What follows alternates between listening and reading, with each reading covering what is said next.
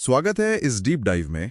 आज हम बात कर रहे हैं शाहरुख खान के फिल्मी सफर की। जी। जैसा कि हमारे स्रोत स्टारडम के निर्माता में बताया गया है, मिशन बस ये समझना है कि दिल्ली का एक लड़का बॉलीवुड का बादशाह कैसे बना और कैसे इतने सालों तक टिका रहा। हाँ बिल्कुल। और ये कोई सीधी कहानी नहीं है। देखिए, एक बाहरी व्यक्ति से मतलब एक ग्लोबल आइकॉन बनने तक का सफर।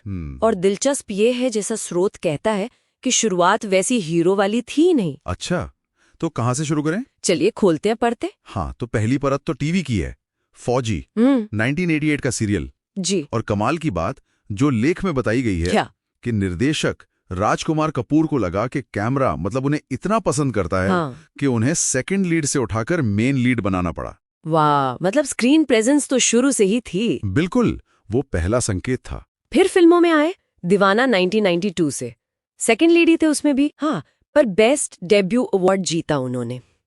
लेकिन असली कहानी, वो जो मोड़ था, वो तब आया जब उन्होंने जोखिम उठाया। सही कहा। आप 1993 की बात कर रही हैं। बाजीगर और डर। हाँ, वो एंटी हीरो वाली भूमिकाएं, एक में कातिल, दूसरे में वो जुनूनी प्रेमी। ये तो बहुत बड़ा रिस्क था उस जमाने में। हीरो तो एकदम साफ सुथरे होते थे। बिल्कुल, दर्शकों के लिए भी ये चौंकाने वाला था। तो ये चला कैसे? स्रोत कहता है कि ये उनके वो आकर्षण और एक तरह की इंटेंसिटी के मिश्रण की वजह से चला।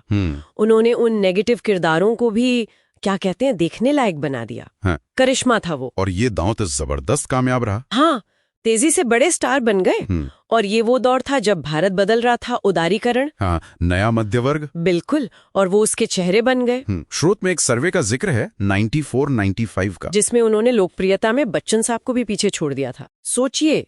लेकिन फिर एक और बड़ा पैंतरा बदला उन्होंने। दिलवाले दुल्हनिया ले जाएंगे, DDLJ 1995। जी, इसने उन्हें किंग ऑफ रोमांस का ताज पहना दिया।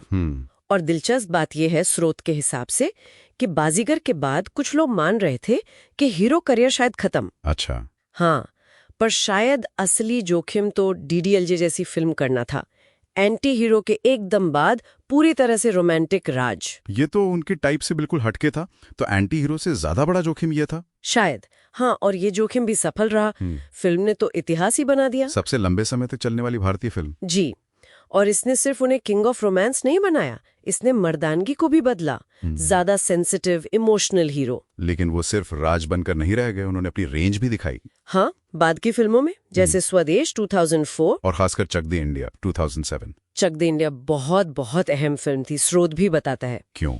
उसमें न कोई हीरोइन थी वैसे, न रोमांटिक गाने, बस एक हॉकी कोच का गंभीर किरदार। हाँ, बिल्कुल अलग। उनकी एक्टिंग रेंज दिखी, और कहते हैं उनका अपना हॉकी बैकग्राउंड था, तो वो जुड़ाव भी महसूस हुआ। ये तो उनके करियर की शायद सबसे बेहतरीन परफॉर्मेंस में से एक है। मानी जाती है, बिल्कुल। एक्टिंग के साथ साथ उन्होंने पर्दे के पीछे भी काम शुरू किया, बिजनेस में। हाँ, सही कहा। रेड चिलीज एंटरटेनमेंट 2003 में। Production house. जी, जिसने मैं हूं ना, चेन्नई एक्सप्रेस और अभी हाल की जवान जैसी बड़ी हिट्स दी। और क्रिकेट भी, IPL team Kolkata night Riders. हाँ, उसके सह मालिक भी हैं, मल्टीटास्कर है। और उनका असर सिर्फ भारत में नहीं रहा। नहीं, बिल्कुल नहीं।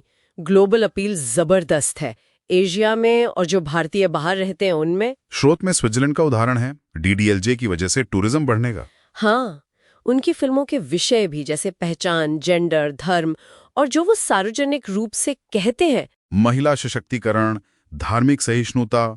हाँ, उनमें एक तालमेल दिखता है। उन्हें पद्मश्री मिला, फ्रांस का लीजन ऑफ ऑनर भी। फिर बीच में एक दौर आया जब कुछ फिल्में नहीं चली, उन्होंने ब्रेक लिया। जी, एक ठहराव सा आया था। लेकिन 2023 में वापसी हुई, और क्या वापसी हुई।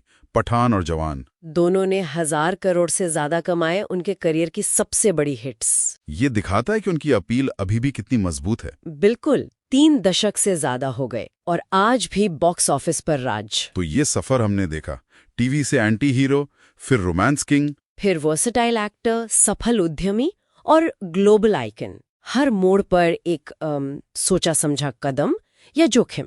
और विरासत तो साफ है, सबसे ज्यादा film fair awards 14, best actor के लिए दिलीप कुमार साहब की बराबरी 8। ये सिर्फ आंकड़े नहीं हैं, ये लगातार बने रहने, प्रभाव छोड़ने की कहानी है। बिल्कुल। और जाते जाते एक सवाल दिमाग में आता है। हाँ। कि एक इंडस्ट्री जहां हर हफ्ते किस्मत बदलती है, दर्शकों की पसंद बदलती रहती है, हाँ वहां दर्शकों तक कोई अपनी प्रासंगिकता कैसे बनाए रख सकता है? हाँ आखिर क्या लगता है इसमें?